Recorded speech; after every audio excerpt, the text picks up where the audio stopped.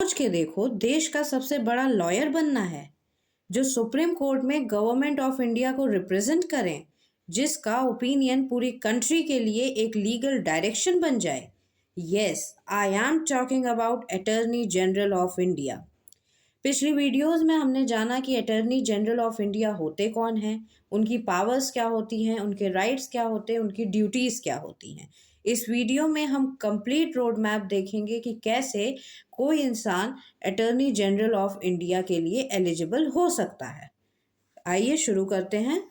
Part 1, attorney general of India कौन होता है। पहली वीडियो में हम ऑलरेडी समझ चुके हैं, शॉर्ट में समझते हैं। अटॉर्नी जनरल ऑफ इंडिया देश के हाईएस्ट लॉ ऑफिसर होते हैं।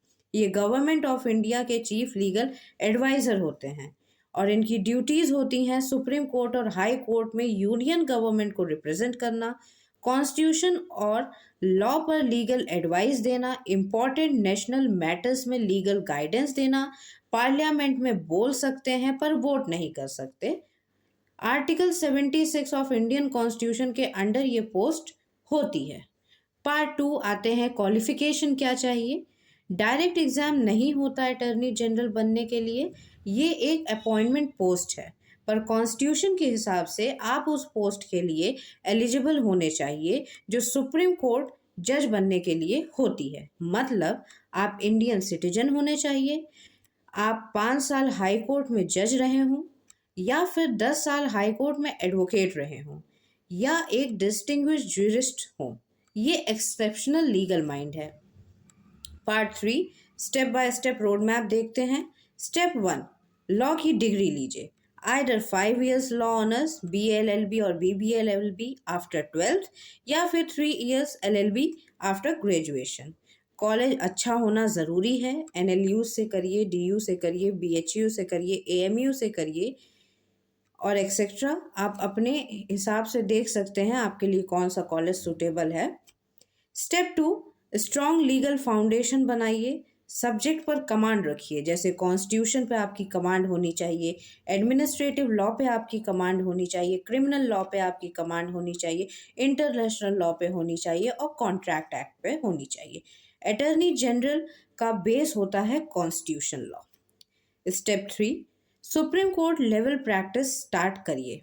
सीनियर एडवोकेट के अंडर में इंटर्नशिप करना ज़रूरी है। कॉन्स्टिट्यूशनल केसेस हैंडल करिए। PIL government matters writ petitions में काम करिए। आपको रिसर्च स्ट्रॉन्ग करनी पड़ेगी, ड्राफ्टिंग परफेक्ट करनी पड़ेगी, कोर्ट रूम में आर्ग्यूमेंट्स पावरफुल होने चाहिए। ये सारे स्टेप्स आपको फॉलो करने हैं।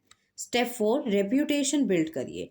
अटॉर्नी जनरल बनने के लिए आपका नाम लीगल फील्ड में एक रिस्पेक्टेड वे में होना चाहिए। आप कॉन्स्टिट्यूशनल एक्सपर्ट होने चाहिए, गवर्नमेंट आप पर ट्रस्ट करे। ये position merit plus credibility plus political confidence से ही मिलती है। Step 5, government recognization. अक्सर अटॉर्नी जनरल सीनियर एडवोकेट्स होते हैं, एक्स सोशिएटर जनरल रहे होते हैं या टॉप कॉन्स्टिट्यूशनल लॉयर होते हैं। मतलब पहले आपको standing counsel, additional solicitor general जैसे पोस्ट भी मिल सकती है। Step 6, appointment by president. Finally president of India appoint करते हैं on the advice of union government. No exam, no application form, purely appointment based on excellence. Part 4 की बात करते हैं, सैलरी और स्टेटस की। सैलरी सुप्रीम कोर्ट जज के बराबर ही होती है, around 2.5 lakhs per month, plus appearance fees जो है, बेनिफिट्स और प्रेस्टिजियस होते हैं। पावर्स कंट्री के टॉप लीगल ब्रेन में गिनती होती है। लॉ बनाने के प्रोसेस में इन्फ्लुएंस कर होते हैं। पार्ट 5, रियलिटी चेक जो होता है। अटॉर्नी जनरल बनना शॉर्टकट से नहीं होता, सिर्फ डिग्री से नहीं होता, 20 से 30 साल का लीगल एक्सपीरियंस होना चाहिए। ये पोस्ट लॉ का IS नहीं, लॉ का कोहिनूर है।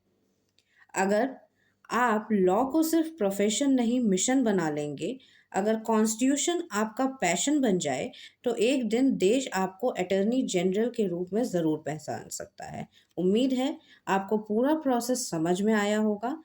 ऐसे ही और लीगल डिटेल्स के लिए फॉलो करिए, लाइक करिए, सब्सक्राइब करिए चैनल को और कमेंट करिए। Thank you.